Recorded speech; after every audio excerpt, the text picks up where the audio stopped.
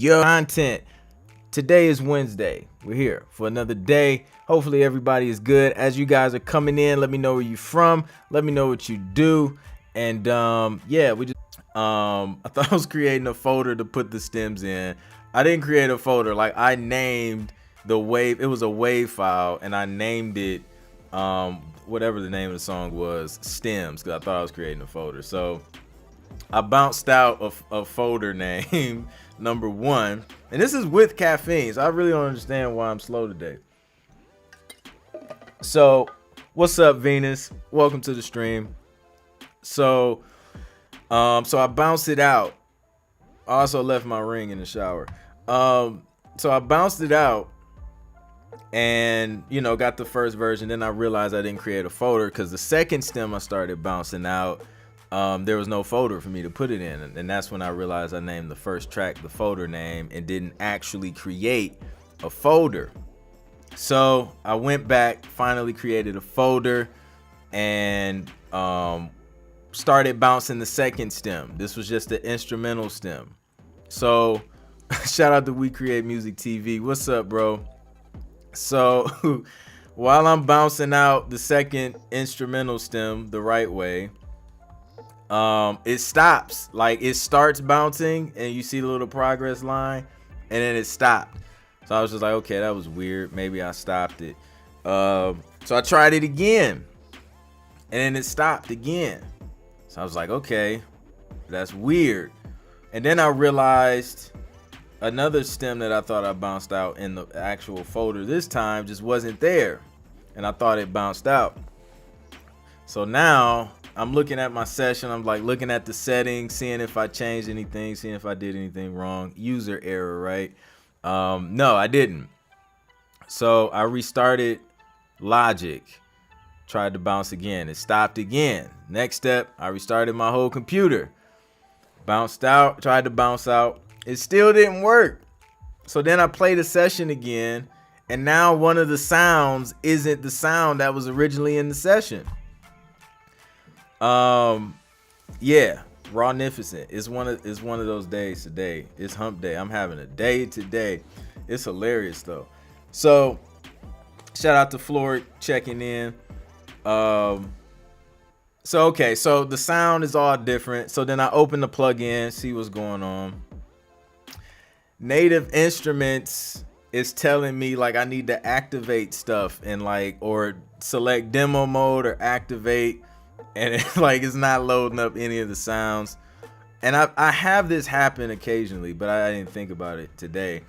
So now I have to close Logic and then open up Native. What's that thing? That Native thing that runs all the purchases from Native Instruments and, like, you know, legitimizes them. I don't know. Like, it does a scan of all the plugins and it can tell if you purchased it or not, or if it's activated. So it runs through that. It activates everything. Everything says full version. So I'm like, cool, I should be able to bounce now. So I go back and try to bounce. It still didn't work. So I just stopped. I was just like, I'm moving on to the next project. Because literally, like, I was going to be sitting there all day trying to figure this thing out. The crazy thing is, when I go back, it's going to work flawlessly. Like nothing ever happened. So, yeah, Native Instruments access. Yeah, so I moved on to the next task on my list. Knocked that out. And then moved on to the third task on my list. And that joint's going good. Yeah, so that happened. Something else happened. It was super random. I forgot. But I'm having all types of technical issues today. So let me know how y'all's morning is going so far. Shout out to everybody in the room. For the new people coming in, let me know where you're from. Let me know what you do. Smash the like button.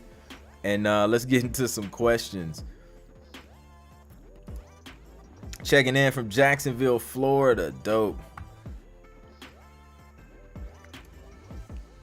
Florida says, I hate when that stuff happens with software. We never had these problems with hardware. That's a fact. Like, you didn't really have these kind of issues with hardware. Like, you turn it on.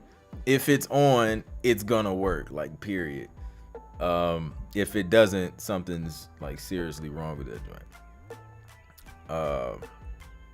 So yeah. I would say I teach high school. I have no internet in my classroom today. Oh my goodness. So the kids get a free day? We watching, well, I guess you can't watch a movie if you can't stream it either. Unless y'all got like those old school VCR TV setups that we used to have. Man, no internet in school? Man. Back to the good old pen and paper. What's up, Immaculate? So yeah, it was definitely an interesting start to the morning. I started, I was probably almost like an hour late too. But it's been fun, making progress. Something else happened, and I'm trying to remember what it was though.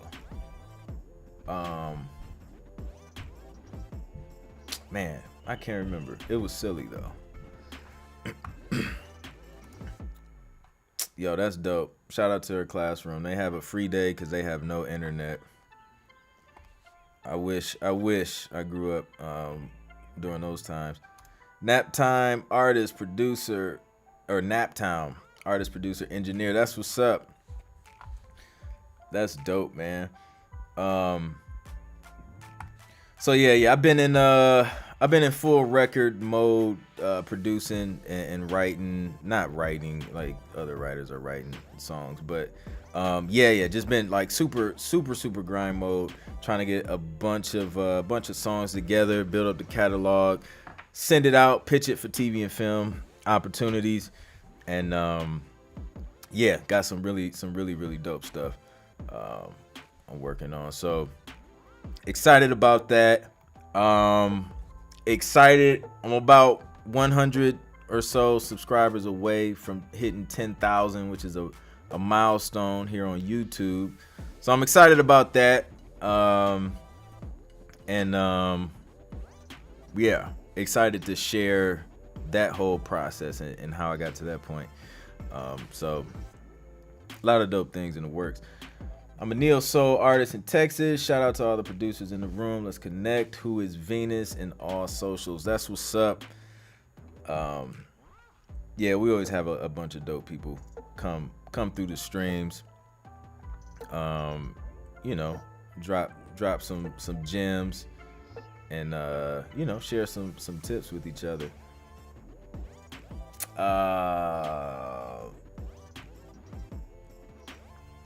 Let's see. Who else we got in the room? Shout out to the new people coming in. Let me know where you're from and what you do. And hit me with questions. I'm here for like the next, 42 minutes? Something like that. Or 48 minutes. Kenneth Johnson, what's good? From ATL, can you sample songs from artists that performed public domain songs? Can you sample songs from artists that perform public domain songs? I don't know. That's a super good question. Like, I've never thought of that. Because when you use a public domain song, technically you create a new master. So it seems like if you sample that new master, even though it's a public domain song, do you have to get clearance of that master or a license to sample that master? I don't know. That's a good question. I don't know the answer to it. If anybody knows or has any insight, man, feel free to share.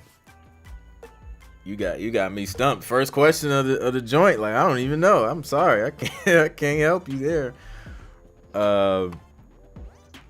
Floric says, do you have a core group of publishers, libraries that you work with? Yeah, pretty much. It's I try not to stretch myself super thin. So there's a few that I have relationships with, and that I know they put in work. You know what I mean? And you don't really know that until you start working with different libraries, and then over time, you can kind of weed out the ones you don't hear from, or the ones that don't really get you, any results. So it kind of comes with time. Because like a year is kind of early to really be able to tell. It's good, and then over time it could even change. You know what I mean? Like there could be companies that you guys work well with over time, and then few years down the road, things kind of slow down. So then you kind of shift and start working with different companies and publishers and things like that. So yeah. Venus says, I sent you a song about a week ago titled Coffee. That's what's up. So if you sent shout out to last week and the power outage we had in our neighborhood. So if you sent a song for the live song review on Fridays, they're still sitting there, and I'm going to still play them in the order in which they were received. Of course, unless you want to skip the line through a super chat or whatever.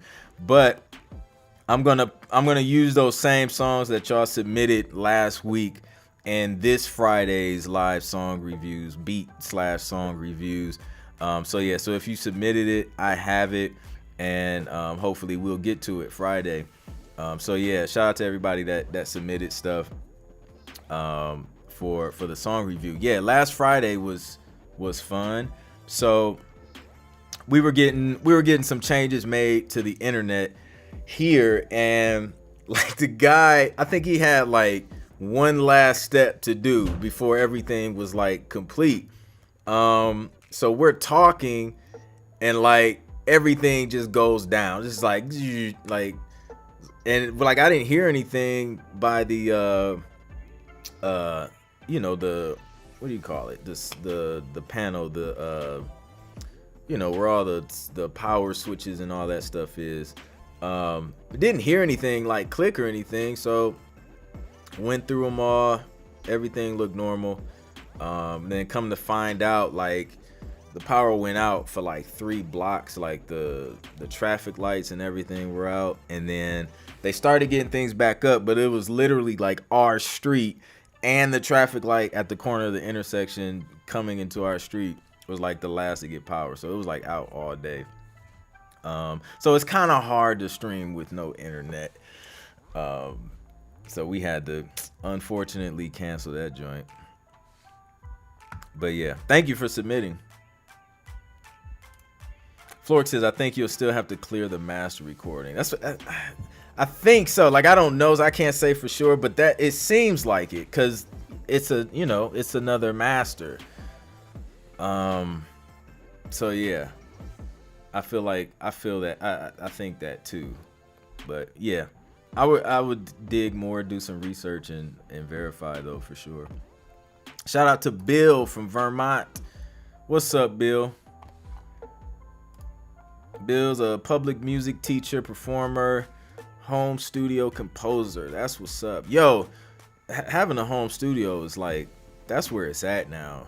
Like you remember like years ago you had to go to like these huge expensive studios with all this expensive equipment, and like legit, like you had to have some bread to get into the studio. But now you can get everything you need set up in a bedroom and be good to go. So it's super dope, man. I don't know how things opened up over time. Software is more accessible.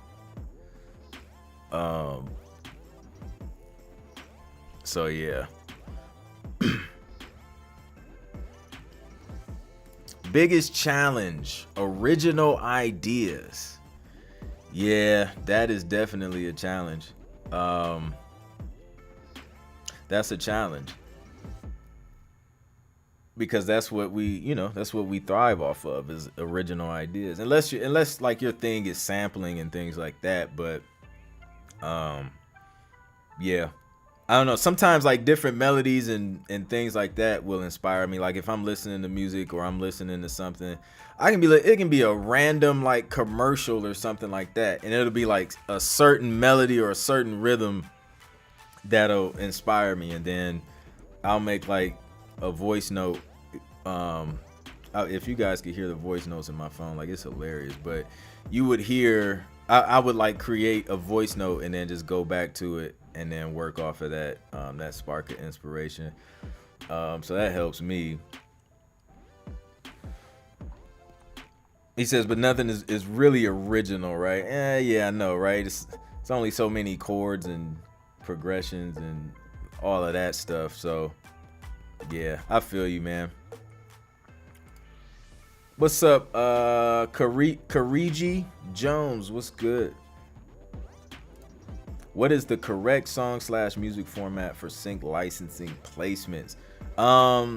So songs can kind of be, a regular song format, just not super long. Like, don't make the song like 6 minutes long, something ridiculous. Keep it, around those 2.5, 3.5 minutes. I don't even have them that. I don't even think I hit 3 minutes with a lot of the songs, especially songs that I'm writing for sync.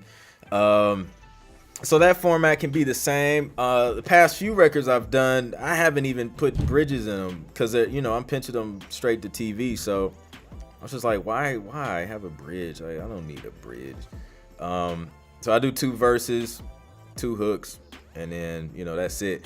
Instrumental music, it's a little bit different, because you have different needs for instrumental music. So you can get a request for like a 30-second piece, and that 30-second piece of music has to do a lot in 30 seconds.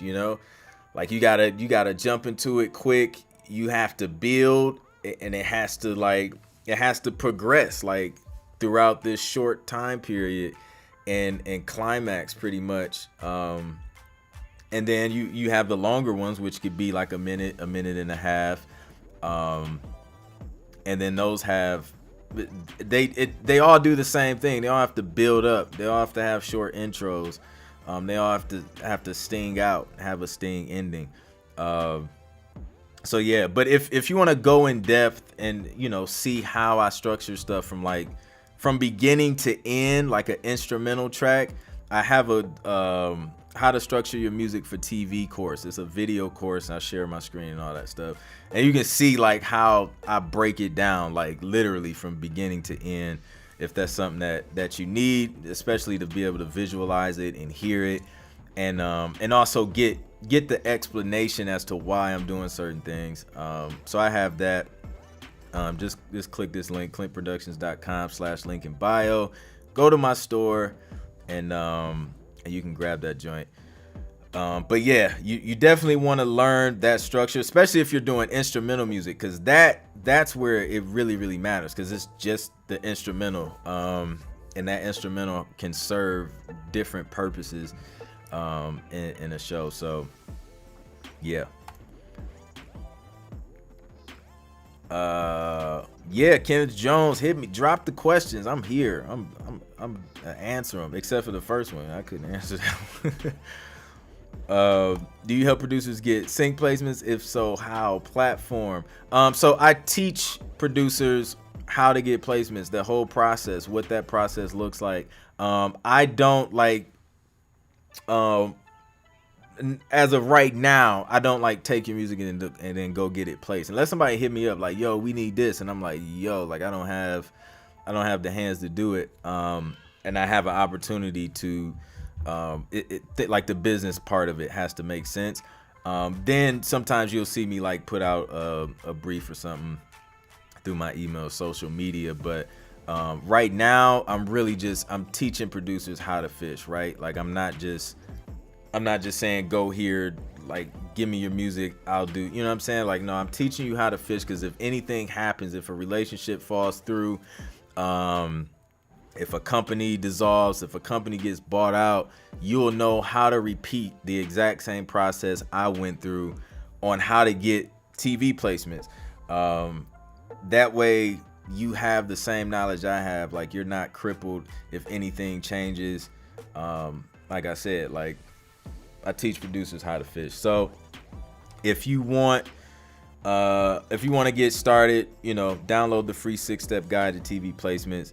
that link, the same link, clintproductions.com/link in bio, and that'll help you get started. After that, you'll also have the option to get my my road to 10 placements, and that's literally like my blueprint. Everything I did to start getting TV placements, I still use these same methods to this day. So yeah, that's what I do for producers. I show them how to fish in regards to getting TV placements and getting in the licensing game. Kenneth Johnson says, when you are using MIDI packs like yours, for instance, do you need clearance? Not for my MIDI packs or my loop packs. Excuse me. So I try and make it easy because I do licensing too. So I try and make it easy. Like, you don't have to come back to me. They're royalty free. You don't have to come back to me. You're not going to have an issue if something arises and you're using those loops and things like that for artists or whatever. So you're good to go. If you're working in licensing, the music licensing world, just make sure you're using those packs and flip them and make them yours. Do some, get creative with them, pitch them up, down, reverse them, just different things to make it creative and make it stand out, and make it your own. If you're gonna do that, I personally stay away from loops when I'm trying to pitch stuff specifically for TV, like stuff that's on like the big platforms like Splice and things like that, and then some of the other ones, man, where you may not know the source of like who actually created those. So yeah, and it just keeps everything clean, and nobody's fighting over who owns or owes what, you know what I mean? So that's my advice when using the loop packs. But yeah, man.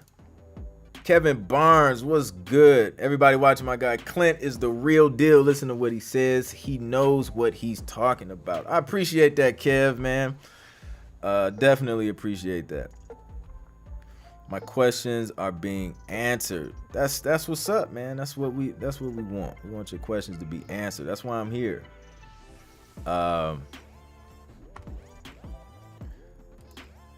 Bill says, I gotta ask, don't mean to be a downer. Now that there's a million home studio composers, isn't it hard to get your music placed?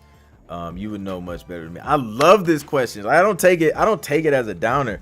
It's a legit question because people wonder, like, there's so many producers out there, like, is it oversaturated? And a lot of people don't even take the first step in trying to get placements because they just believe in their mind that is oversaturated. But so first you got to think of all the producers who think it's oversaturated and don't take action. You can rule them out immediately, right?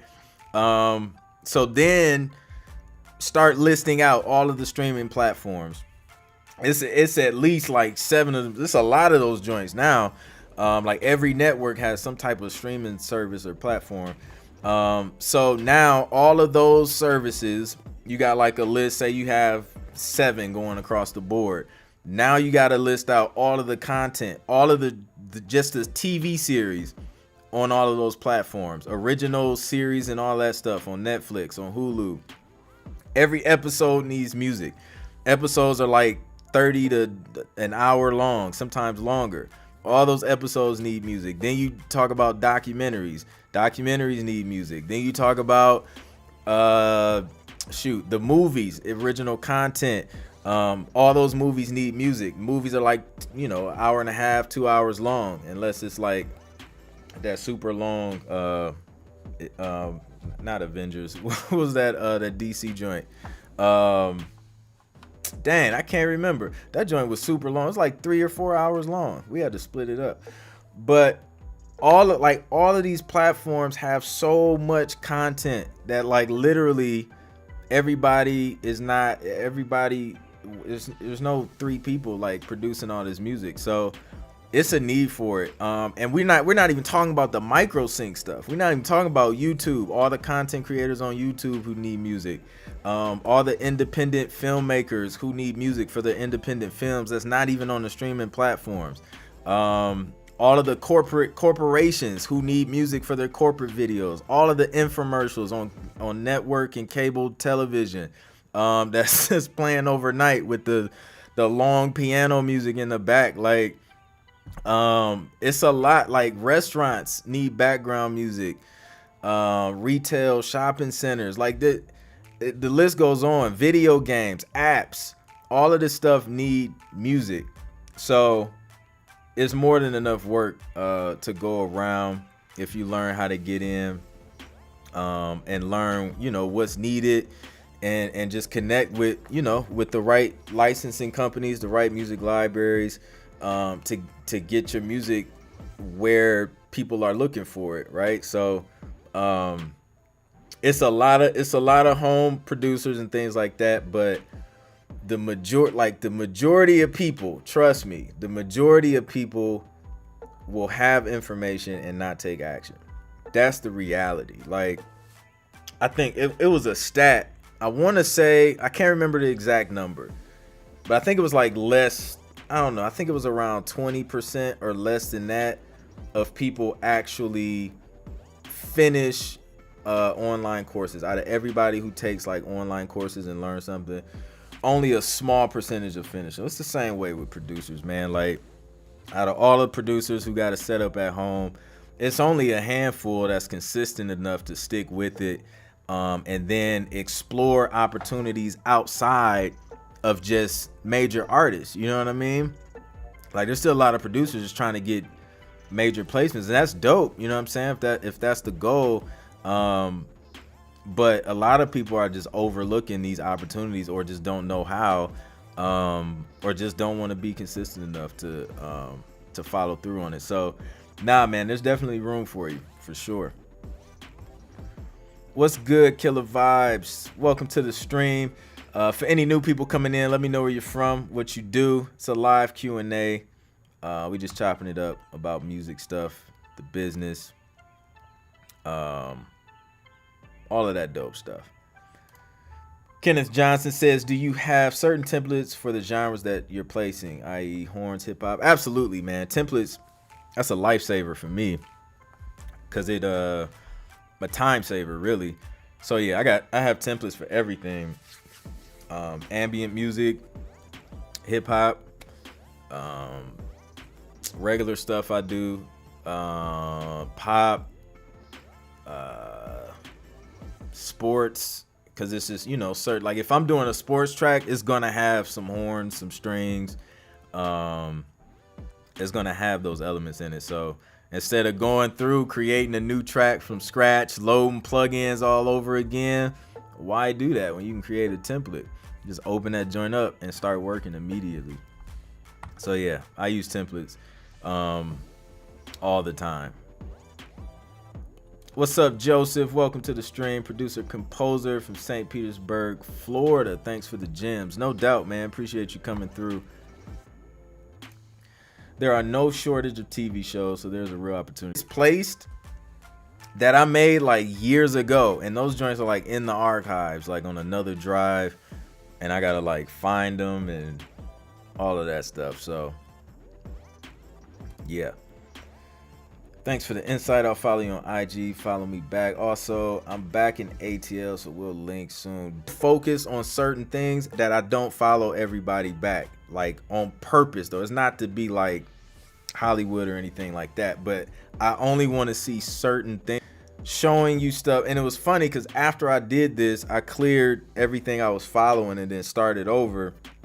And then Instagram just start putting stuff that I don't even follow on my timeline. It's super annoying. So yeah, if I don't follow you back, don't take it personal. It's literally because it's just certain things that I want to see on my timeline that motivates me. And I had a lot of stuff on my timeline. Like I just had like random stuff, like people's like dinner plates and chicken. Like I don't want to see chicken on my timeline. Like that's not going to inspire me.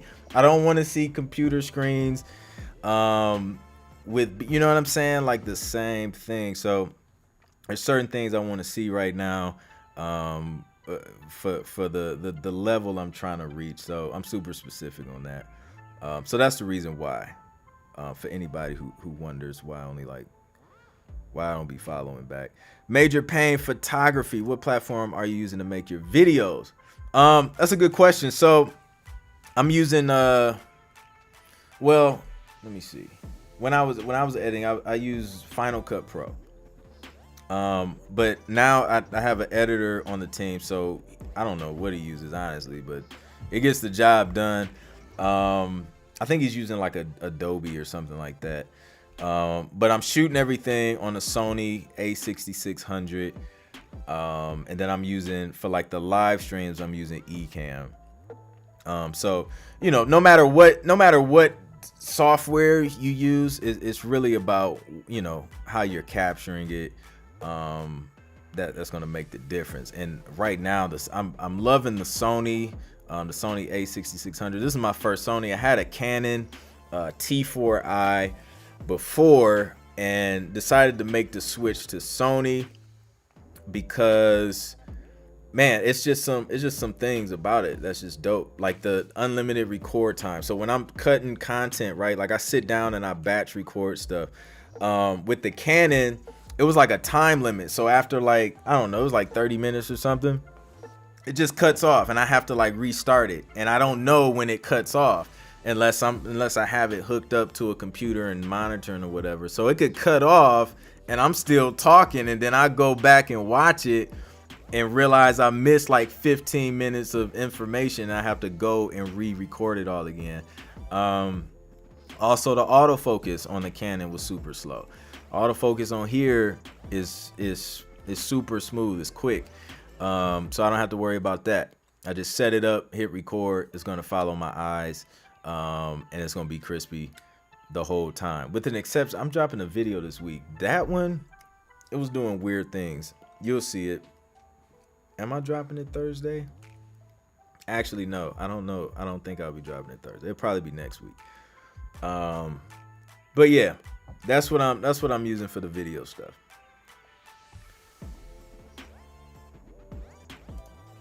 Daryl Brody, what's up? What's the best indie route? iTunes, Bandcamp, etc. to releasing music and seeing valued compensation. So I'm gonna tell you off rip and keep it 100 with you. Those streaming joints, the streaming royalties are like pennies, but you can build it up. So I rock with DistroKid. And the reason why is because the plan that I have with DistroKid, it allows me to upload unlimited amount of music all year for one fee. Whereas some other platforms, like they used to charge me like per release. And it's like, yo, if you release, like last year I was releasing a beat like every week. So that's like, say I released a beat every week, that's 52 beats. So now I'm paying what, $4.99, $9.99 for 52 beats on some of the, like, that's ridiculous. I'm not doing that. So I get to upload an unlimited amount for one price. I think it's like, it's either $10 or $20. I don't know. And then they send it out to iTunes, to Spotify, Google, all the streaming platforms. And then from there, you got to have some type of marketing plan, or some type of plan to get people to listen to your music. That's the challenging part. It's like, who wants to listen to your music? Like, how do you make people want to rock with you? You know what I mean? What gets them interested? Like, what's interesting about you, about your story, about your music? Are you telling stories? Are you giving them behind the scenes on what it took to create this joint, and then you release it? Do you have a plan before you release it? Do you have a plan after you release it? You know, do you have some type of strategy to try and get on playlists where people are already listening, and then your music gets in the mix and it starts generating streams from there? So those are a couple things to think about as far as, you know, releasing it on those platforms and starting to get some streaming royalties. But yeah, that's that's my approach as far as like getting it on iTunes and stuff. I never really use like Bandcamp or anything, so I don't have a lot of experience on that. Calvin McHoward, what's up, bro? My first time on one of your streams. I'm really learning a lot. This is awesome info, bro. Thank you, man. I appreciate that. Yeah, man, I try and share whatever I know. You know what I'm saying? What's up? Just saying what's good to the new people who just joined. My name is B Von, and I host We Create Music TV, a platform that educates, informs, and empowers music creators. Y'all make sure y'all follow We Create Music TV. I've actually been on there. I've done an interview on there. Super dope. My guy B Von is legit. So yeah, man, make sure y'all follow them. A lot of information, a lot of dope stories too from other talented people in the industry. So yeah, shout out to them. Major Pang got the Sony A7 III. Yo, my one of my cousins has one. It's dope, man. That joint, it looks dope. So yeah, I'm a fan of Sony. They got me, man. Like before I got it, like I was hearing some people was just saying, the picture isn't the color doesn't pop as much as Canon. But honestly, like it looks fine to me. So yeah, I love it.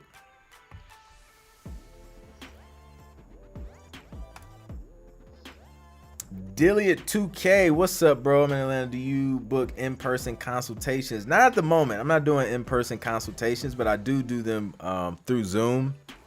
So if anybody wants to book like a one-on-one consultation, this is where you can do it. Everything is clintproductions.com/link in my bio, but you'll see a button for a consultation. And those are super dope, man. I get to talk to some of the dopest people in those consultations because, you know, I'm able to answer tailored questions like specific to your situation and really break down, you know, your goals, what you're trying to do, answer any questions, listen to your music. That includes 3 critiques as well.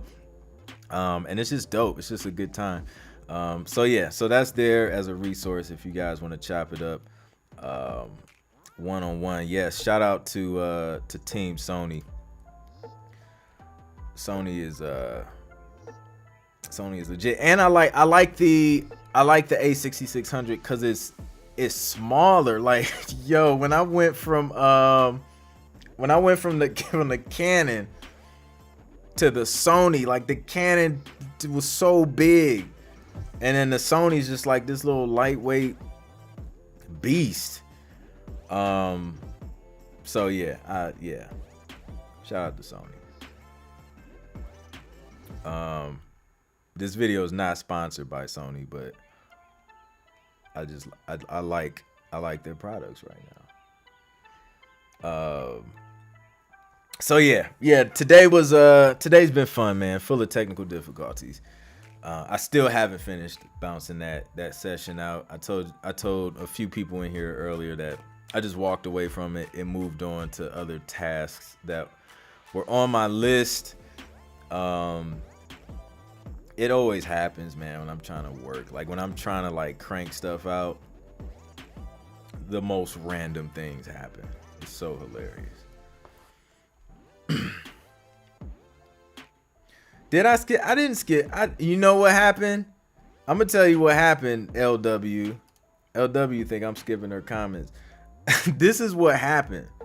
Ecamm cut the stream off. So like Ecamm's been on this thing where they just interrupt my stream and I have to resume it. So I think right when I was explaining the Clint joints, it cut off. That's what happened. But no, I'm gonna play some of my joints. Let me gather some stuff together, and I'm gonna play some stuff. What time is it? We may have a few minutes. I gotta look up stuff because I can't tell y'all like what it's been placed on.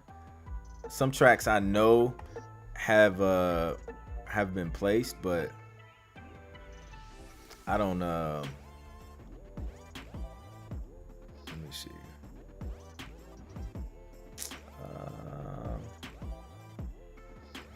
Who I have? Let's see. I'm not signed into iTunes. Computer doing whatever it wants to do today, and I'm not surprised because that's just been the kind of day. You know what? I actually played a few. I want to say a couple weeks ago, but I don't know. I don't know if you were there, LW. I played some sports joints that got placed. Let's see. All right, here we go.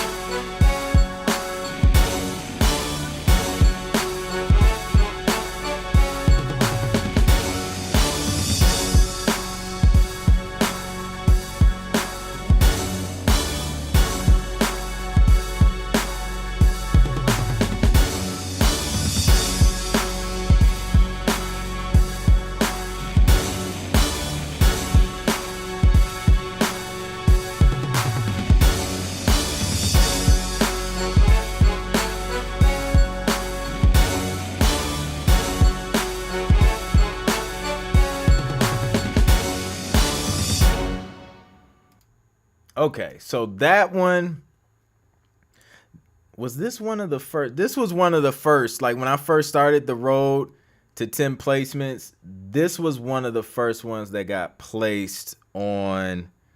It was like some Notre Dame football show or something like that. But then later on, it ended up being used on one of the award shows. It was either the People's Choice Awards or the NAACP Image Awards, and they used it when the people were walking out. So when I originally made this track, I had it was a brief. It was off of Sports Brief. It was like NFL season was coming up, and they wanted sports music. So I made it specifically for sports, but in licensing, once like networks start using it, once it starts getting placed, sometimes another show will pick it up on the same network or something like that. So, and I think that's what happened. I think that was People's Choice, because if I'm not mistaken, People's Choice Awards aired on CBS, and then CBS Sports and all that stuff, they all kind of related. So that's what happens. That's what can happen in licensing. Like you'll make something for something, and then it'll get used for something else. And then, you know, sometimes it'll just continue to get used over and over.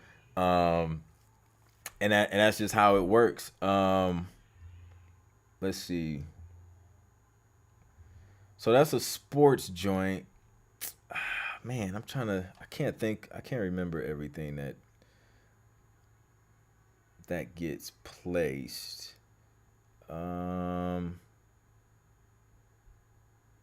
This has gotten placed. I think this has gotten placed on a few reality shows.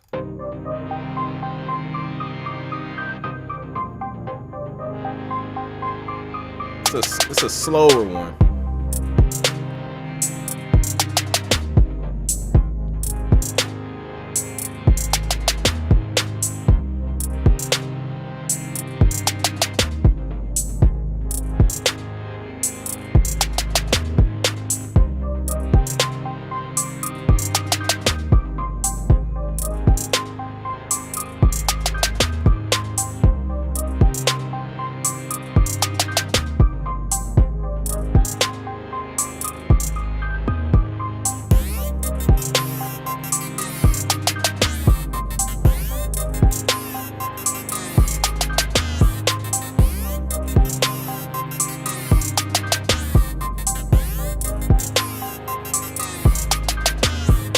So it ain't a whole lot going on that one. Like I normally don't do slow stuff, but it was a request, right? So like that's the only time I'm gonna do something on the slower side, tempo wise.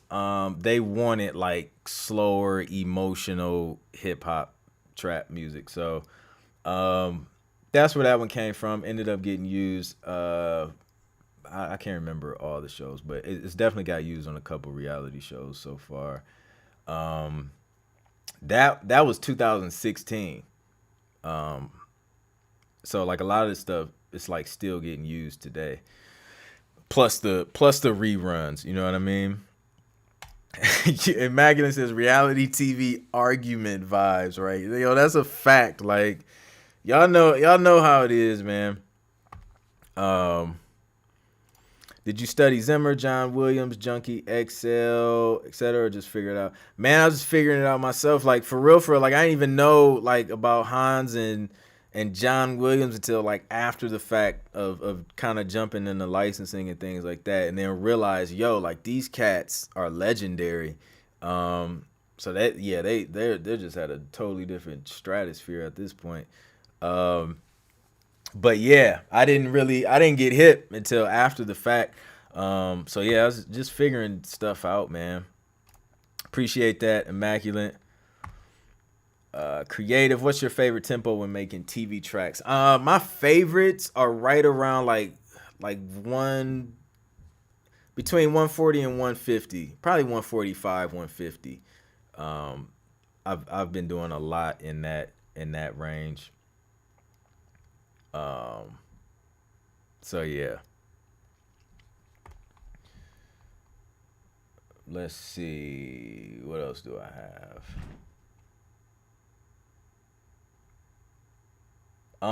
I just found out. Matter of fact, let me see.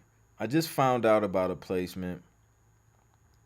Another track that I did a super long time ago, but I gotta find. Let me find out which one it is because I have a couple that kind of have similar names, and I'm not sure which one. Do you ever use any of Hans Zimmer's sound packs through Native? Dude, I didn't even know he had sound packs through Native. Nah, but I'm gonna check them out now that I know. I had no idea. That's fire. Have you used them at all? Hans Zimmer out here with the plugins and sound packs. All right, let's see.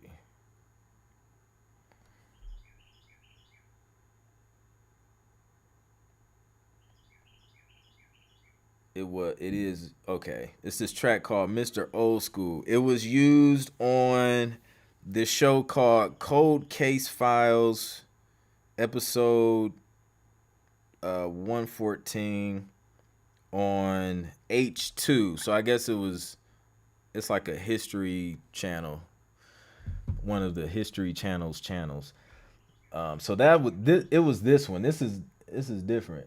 They wanted like old school music. I don't even remember what this sounds like. Let's see.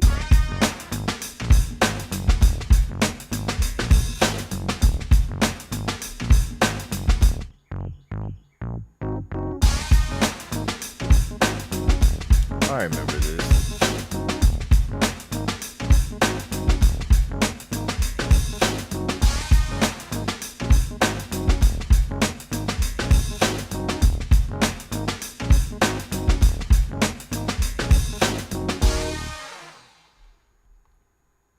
So yeah, that's it. Super silly old school joint. So that got placed on Cold Case Files. Like I honestly I don't know why I would have never guessed that at all. That sounds more of a intense kind of show, but hey, I ain't mad at him. Native is taxing right now for his packs, man. I bet like his name alone. What's your go-to plugin for 808s? So I have them in Machine, but they're from 808 Warfare. So I use those a lot. Video game loading screen vibes, indeed. Thank you, Adil. Appreciate that. LW, I love Cold Case Files. Dope. So you probably heard some of my music on there. That's dope. Capers, are you good for Friday? I think so, man. Unless the power goes out again this Friday, I think we're good. I think we are good to go. Do you have a specific music library you work with? Man, too many to name. Shoot, if they pitch the music, I'll reach out to them. I'll work with them. But there's so many, man. There's literally so many out there. You just got to do some searching, do some researching, due diligence, make sure they're legit. Reach out to them, talk to them. Like, yo, are you accepting from new composers? And just go from there. If you need the steps, what those steps look like on how to prepare, you can download that at clintproductions.com/link in bio. Isaiah says, have you ever landed a show that you personally like to watch? Let's think about it. Yes, college football during the Ohio State and Michigan game. Because I don't watch a whole lot of TV. I watch college football. I watch occasional movie or a series. I watch The Office a lot. But other than that, I don't really watch a lot of TV. But yes, we were watching the Ohio State Michigan game a couple years back, and they started playing some highlights. Next thing you know, I hear my beat like on the highlight. And we were chilling, we were at the in-laws, and it was dope. I was like, yo, that is definitely my beat. And it was exciting because I was just like, I'm literally getting paid right now watching the game. So yeah, that was a fun placement. And I think they used something else too. I don't know if it was the same year, but every now, like on the Big Ten network, I get a lot of placements on that network. They pay pennies, but shoot, it's a placement. So yeah. Capers already submitted for Friday. Dope. You're good then. Hopefully we can get to it. Yeah, all the submissions that were sent for last Friday, those are the submissions we're going to be pulling from. So yeah, if you submit it, you are good to go. And it's just one beat or one song per submission. For anybody who's new in here, right? So I do a live song review on Fridays at 7:30 p.m. Eastern. Sometimes it's 8, just depends on what's going on. But at 7:30 this Friday, we're going to do it again. Last Friday, we couldn't do it due to technical issues. But if you want to get on my email list for the instructions on how to submit, get on my email list. You can get this free guide just to get on the email list. And then what I do is Thursdays, I won't be sending it out this Thursday because we're going off last week's submissions. But on Thursday, I send out instructions on exactly how to submit. And then come Friday, we go through as many submissions as we can and vibe out, man. Listen to some dope music and just give feedback in regards to music licensing, like getting your music placed on TV. Is it ready? Is it structured right? Is the mix good? Is the lyrics dope? You know what I'm saying? So if you want to participate in that, that's going to be this Friday. Get on the email list, and then we'll make it happen. So you won't get it if you're new to the list. You won't get an email, obviously, this Thursday, but next Thursday, you'll definitely get that joint. Bill says, you're amazing, self-taught, self-starter, inspiration, man. Absolutely, man. That's what it's about. Like, don't wait. Like, I can't wait for somebody else to put me on. You know what I'm saying? Like I don't want you guys to wait, because you don't have to. Like, we're way past the age of gatekeepers in the industry, right? Like, you can create your own path, create your own lane, and do what you want to do. You know what I mean? You just got to do it. It takes a little bit of work, but it's definitely possible to start creating your own opportunities. Um, Caper said he learned how to make his own 808s. That's fire, dude. You need to come out with an 808 pack, man. That'd be dope. And sell that joint to producers. Because 808s are dope. I use them all the time. I probably use them too much.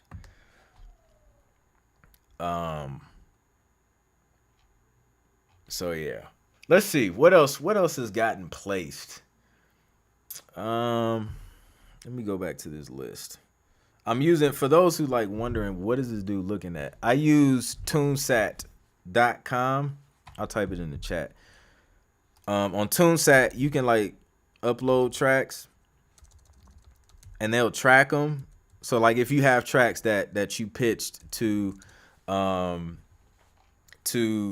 don't know, a library or whatever, and they accepted them, you can upload them on Tunesat and then it'll track it. So if it actually gets used like in the US, it'll track the channel, the show, the episode, and it'll give you like an audio clip of the placement. So it's kind of cool. And you can like upload 50 tracks or something like that for free.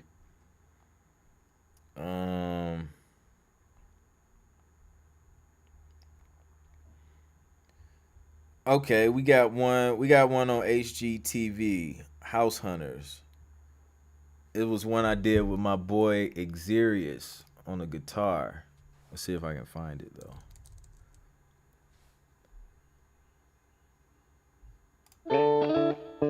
Okay, here we go.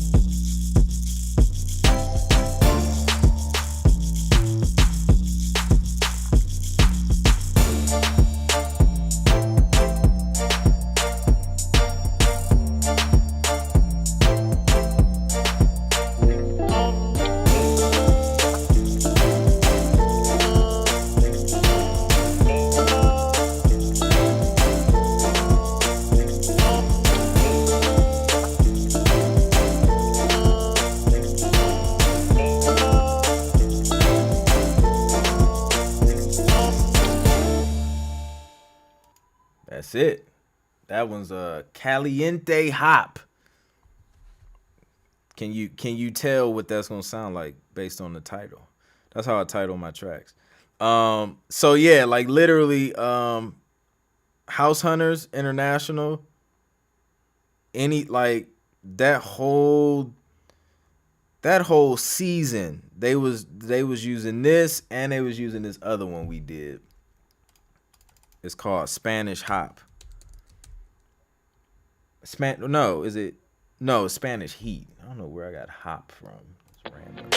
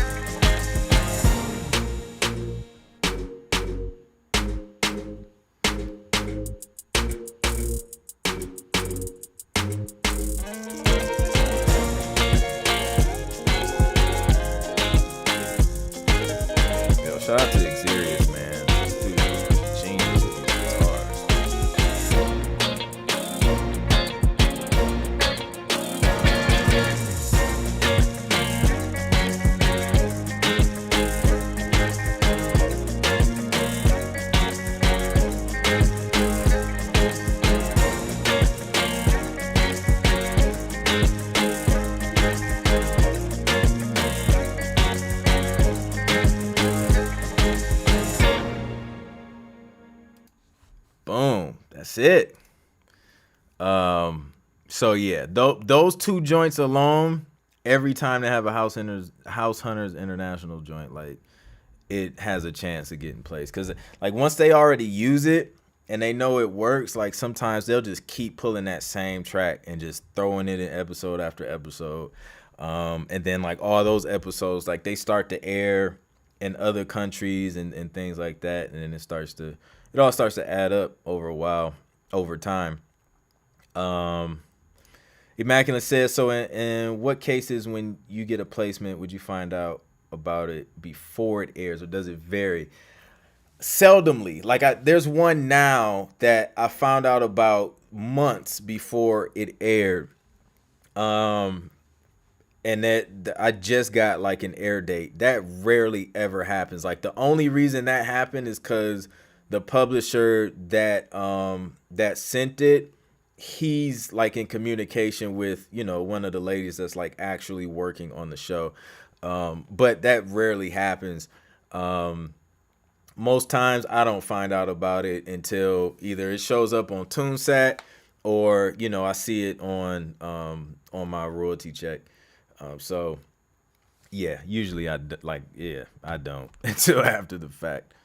Appreciate it, LW. Steven, thanks, man.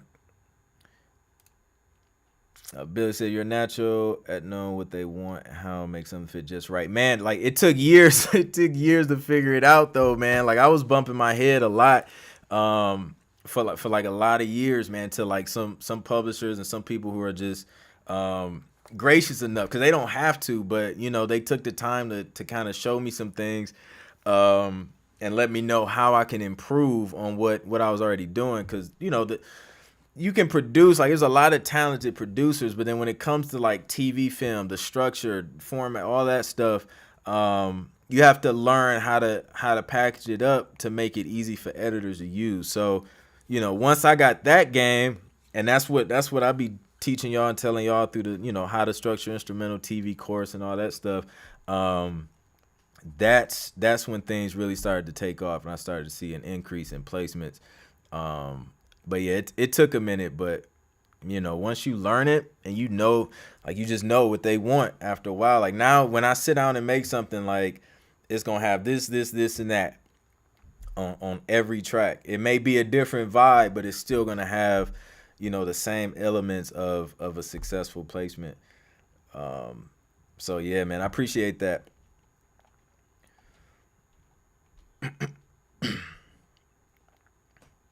Caper said, how do you get your ISRC through DistroKid or C without publishing through DistroKid or CD Baby? I'm sure there's companies that do that, but I'm not sure, like, because I've always just went through like a DistroKid or something like that. So I'm not too sure. If anybody has insight, man, feel free to share. Do you target a specific length with the beats you pitch? Yeah, I try and go around like a minute and a half. Some songs may be a little bit longer, just depending on what's going on. But yeah, I try and stay around a minute and a half for the instrumental cues. Clint should make 6 figures with all these high placements. I appreciate that. Indeed. Is it a good idea to create music in different genres to increase the chance of getting picked up? Is it a good idea to create music in different genres to increase the chance of getting picked up? So it's yes and no. And this is why, right? So if you make a lot of different genres, a library is still going to try at least like put you in a category, because they want to, like, you can't go to a library like I do everything. And I'm like, okay, like what do you do best? Like it makes it easy for them to put you in a category, so when they have a brief for something specific, they're going to send it to the people who do that best specifically. So what you may have to do is work with the library, get in doing the genre of music that you do best, or whichever one. Like if you do all of them best, then that's dope. But pick the one that you can do a lot of music of or in, or whatever. But do that and then approach another library and then only send them another genre that you do well, and then you'll be the go-to guy for that with that library. That's how I do it. Like, because it gets confusing. Like you just can't, it's just tough to be like, hey, I do everything. Like some companies, like some publishers who know me, like they know I can do different things. They'll hit me up for different things, but that's more so like on like a personal relationship kind of level. Like if you're working with a company where they have like a system or something, it may be a little more challenging to do that. Because I mean, there's been one publisher where, I've done everything from hip hop to contemporary Christian to quirky children stuff to ambient, hopeful, all types of stuff, man. I've done like at least 4 or 5 different genres with that publisher, but you know, it's just because I had that relationship, and I proved myself through starting out with just one genre, and then when things would come up, I would submit something for that. So it depends on their system when sending briefs and things like that. But yeah, that's usually how I do it. How do you add metadata to a song? So it's a couple different ways. Sometimes it's just a spreadsheet that you fill out, and then you send that in with the library or the publisher.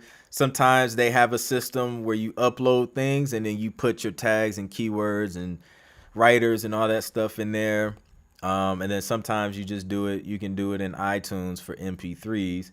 Or you can use a platform like disco.ac where you can, it has all that stuff set up in the system, and then you just share your disco link, and then they get all of that information when they download it. So those are a few ways. It's gonna vary though. I know it. I know I do it like it's at least 3 different ways, just from different publishers. So yeah, if y'all feeling this, man, smash the like button, the thumbs up.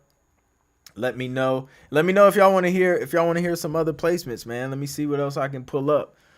And I'll be on for a few more minutes. Shout out to the new people coming in. If you haven't already, make sure you subscribe, because I do more than these lives. Like I be dropping some gems in my weekly videos, YouTube videos, tutorials, all of that stuff, man. So make sure y'all subscribe so y'all know when those videos drop. Because I'm about to drop a lot of them. Bill says he wants to hear more stuff. Who else wants to hear some more? Now I gotta find some more placements. So y'all heard the Spanish joints. Let's see. What else we got? Creative, appreciate it, bro.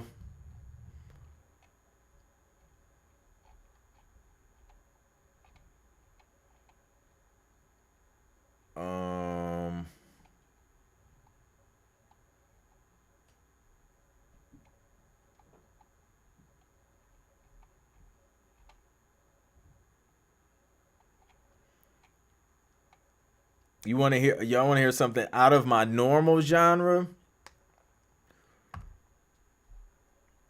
Was a song that got picked up by the Kardashian show. LW said, "Of course we do." She's like, she's been asking for this for a whole month now. I know it's been a minute, man. I checked mine yesterday, and I was just like, let me see what's going on here. And that's when I found out about the cold case joint. All right, so I guess we're gonna play some more placements. All right, y'all want to hear something? Y'all want to hear something left field, right? Okay, let me see. Let me see what I can find.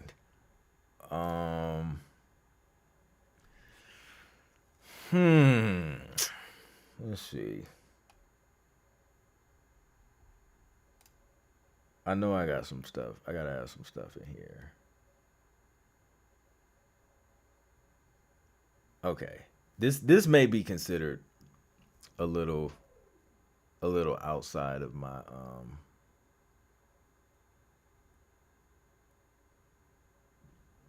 let's see what this is. I don't know if y'all ready.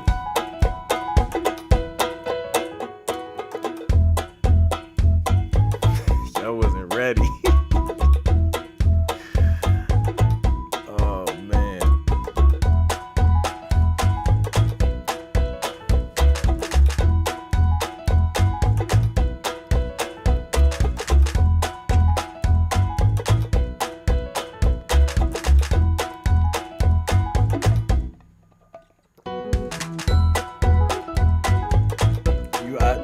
Y'all asked for it. I'm telling you.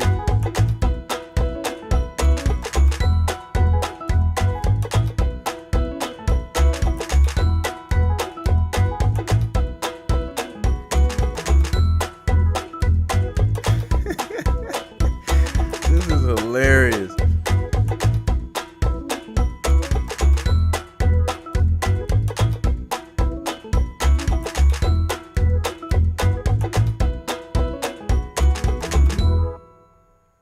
Boom.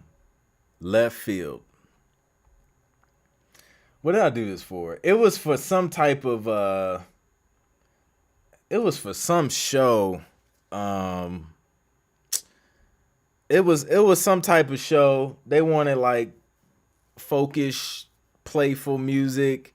Cause they were like they lived. It was like a family. They lived out in the country. It was like farmers or something. I don't know. It was super. It was super random. So yeah, that's what happened when I got that brief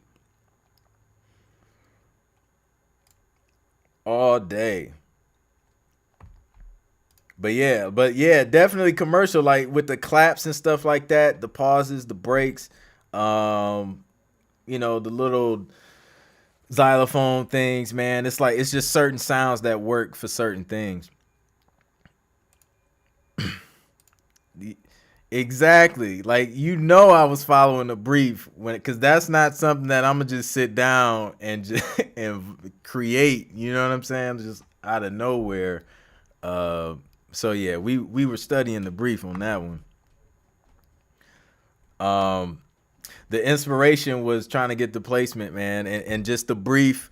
Like they described what they wanted. So yeah, so I just listened to a few things. I listened to the show because I think it was like it's been out for some other seasons or whatever. I don't remember the exact name of the show or it was a blur, but because I did this. Let me see if it has a year on it. It doesn't even have a year, but it was a long time ago. I tell you that. Um, so yeah, appreciate it, Boy Wonder. Thank you, Bill. Glad you love it. Creative was like, wow. Yeah, man. Um, Let me see. I think I got a couple questions in here. I signed up with BMI, so am I good to start releasing instrumental music and registering it with them? Or is it another step I need to do first to actually be signed as a publisher? So I'm guessing you signed up with BMI as a writer slash composer, right? So that's good. You need to have that in place. Um, if you want to be registered with them as a publisher, then that's another step that you have to do. It's a different application for a publisher account and a writer account with each pro. But that's something you can do too, because I mean, if something to have in case you need it, you already have it in place. If you get like a direct relationship with a supervisor or network or something, you're able to keep that publishing share of the royalties. Then you already have it in place. A lot of times, if you get signed to like a music library, they're actually going to register on your behalf under their publishing company. So they'll have 100% of the writer share royalties. You'll keep 100% share of the writer's royalties. So that's usually how that works. So if you were the library, you wouldn't necessarily be using your publishing company anyway, because they're technically the publisher. But yeah, if you want the other steps as far as like how to get it, start getting it placed, because BMI is not gonna pitch your music just because you're registered and you have your tracks registered with BMI. Like they're not gonna start pitching your music and get it placed for you. That's not what they do. They just collect the performance royalties from music that has gotten placed on, on things that count as a performance. That can also be like live performance and things like that. But yeah, download the free 6-step guide for all the steps to make sure you're on the right track to actually getting TV placements and actually generating royalties, so that BMI can ultimately pay you out.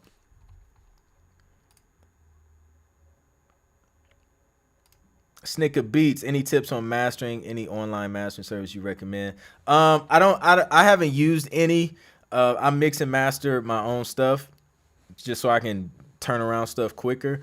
Like literally, like I don't even have tips. Like I use like a few plugins on my master track, and then that's it. Like I just try not to peak, keep it at like negative 0.1 dB, and then I'll compare it. Well, I used to compare it to like a track that's been professionally mixed and mastered, make sure the volume is good, and make sure it sounds similar, and I'll just send that joint off. But I go over what I use in my Urban Mixing Made Simple course, the video course, and I kind of go over it briefly. I don't go in detail because it's really not. I simplified my process, so it's really not super duper deep.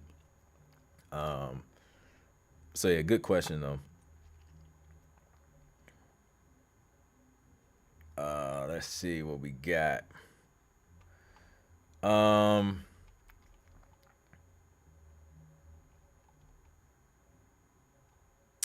Immaculate says, after I see what tracks the library is accepting for my submissions, I'll send over more. This is a gem right here. This is the key. So once something gets accepted, now okay, this is the standard. You know what I'm saying? Like you already know something like this has got accepted. So if you make more like that, chances of getting accepted are higher. Same thing with something that gets placed. So like the tracks that I played for y'all that got placed, like I went back and I made more tracks like those because it worked. So if it worked, like you don't have to reinvent the wheel, just create more of what already worked. So that's a secret. That's no longer a secret because everybody knows now. But well, you guys know. It's not everybody. You guys aren't everybody, but that's a way to really to increase your chances of stuff getting placed and increase, I guess increase your catalog like of successful music, because if you're trying to like redo something different every time, you don't know if it's gonna work. Then you start wasting time because it may not work. If it works, just keep doing what works. So good tip, man. Shout out to Immaculate for sharing that. I do the same thing.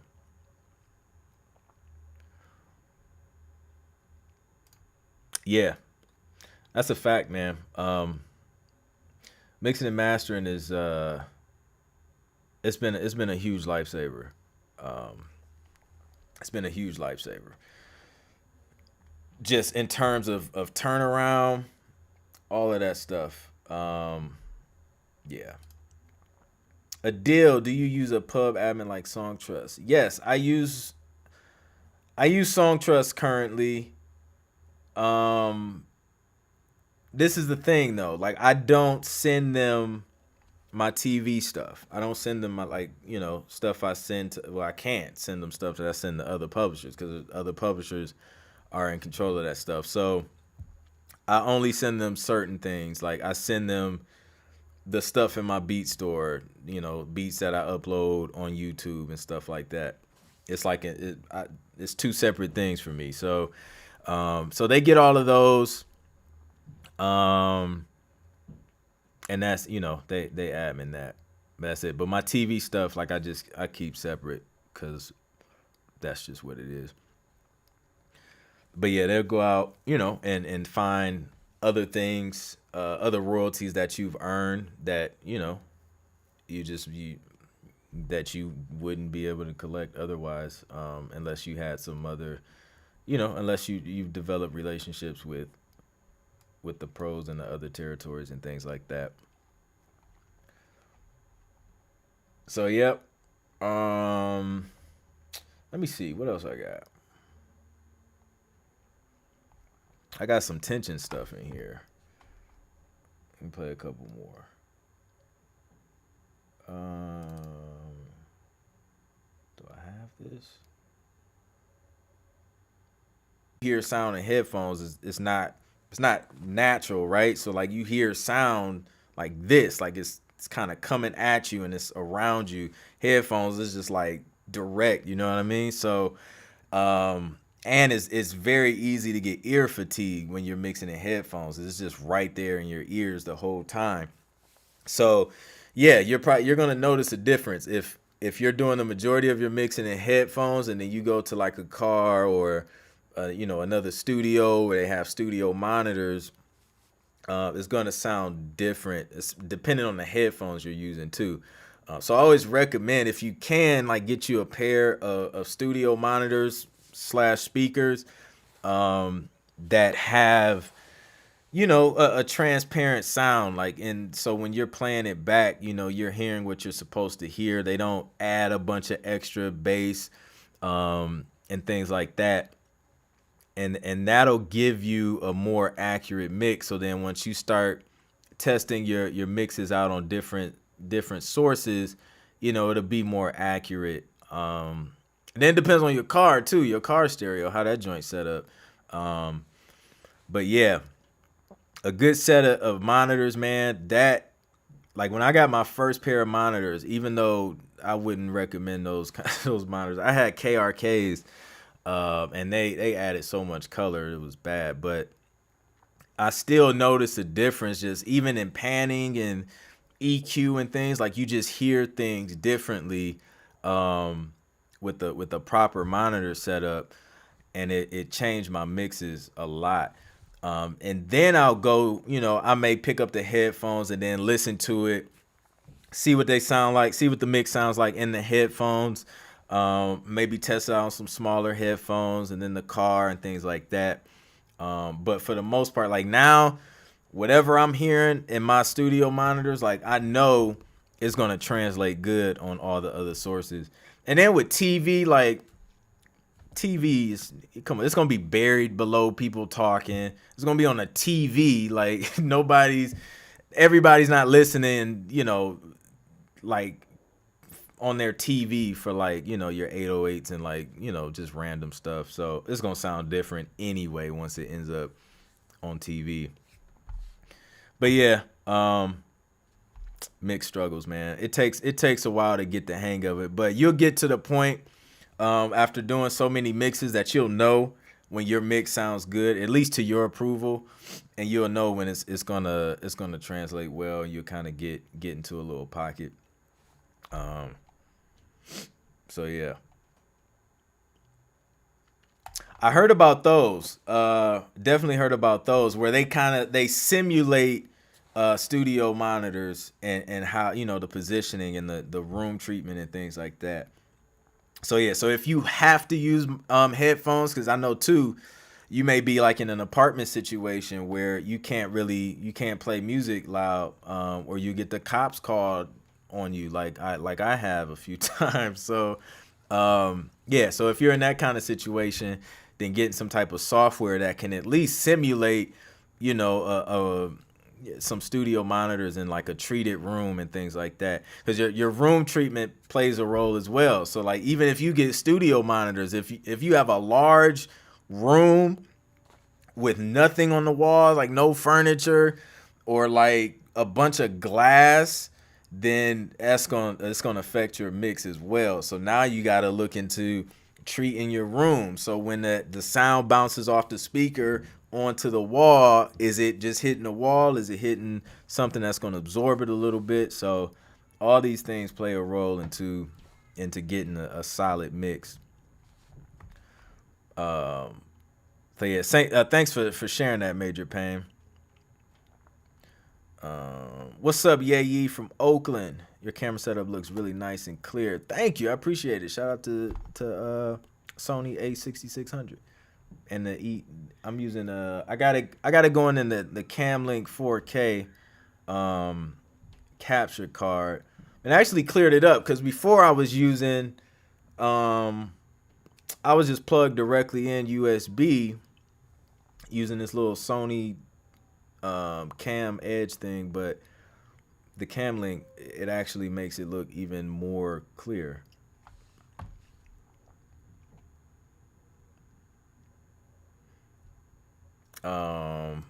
See, the VXS headphones are for mixing. It's seriously dope. YouTube them. I barely use my monitors. That's fire. So that's like a perfect solution, man. Like if you don't have monitors, or you got to use some headphones, keep the sound down, you can still get work in with a solution like that. So that's dope.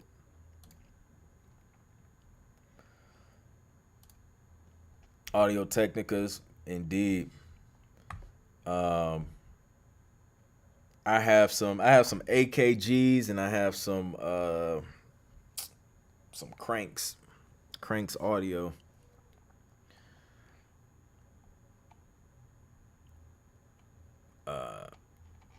So yeah, man, mixing is crazy. Like, it's always something you can learn, but then it's like, man, it takes a while. Like, you really gotta like go through mixing a bunch of bad records to get good at it. You know what I mean? Yeah.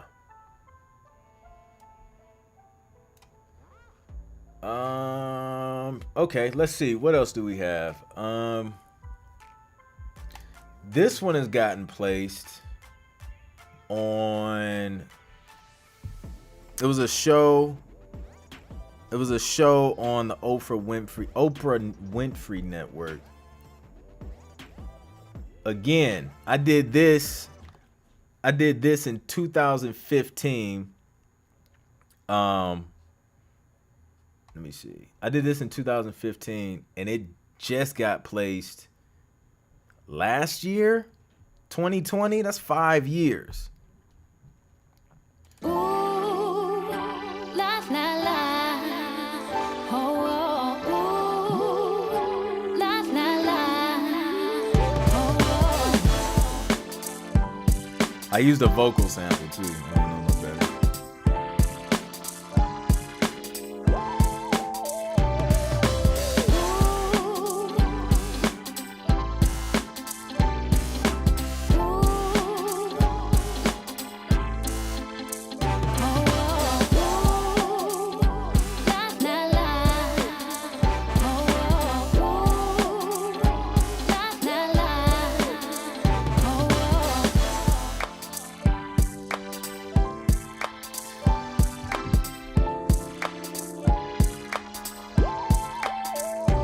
I didn't. It was I didn't have to clear it.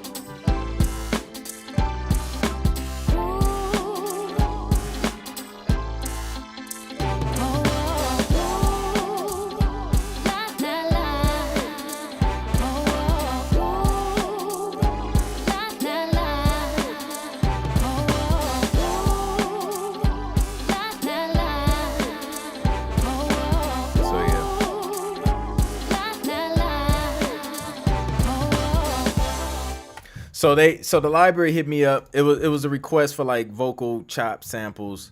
But they said I could use like royalty free vocal chops or whatever. So I was like, all right, y'all said it. So if some comes back, y'all told me, I got it in email. Y'all said it was okay. So yeah, so that situation was a little bit different. I just made sure it was like, a royalty free joint. They didn't have any issues with it. So that was that, man. So yeah, that's been used on there. So those are a few tracks that I've done. But yeah, I'm about to hop off here, man. This was super dope. Shout out to everybody who came through. Make sure you guys like, share, and subscribe. And again, if you want to get on my email list, for the live music reviews that we do on Friday here on YouTube. Make sure you download that free 6-step guide, and that'll get you on my list, and you'll get a free six-step guide to getting TV placements. So thank you guys, appreciate the support, and I'll catch you guys on the next one. Peace.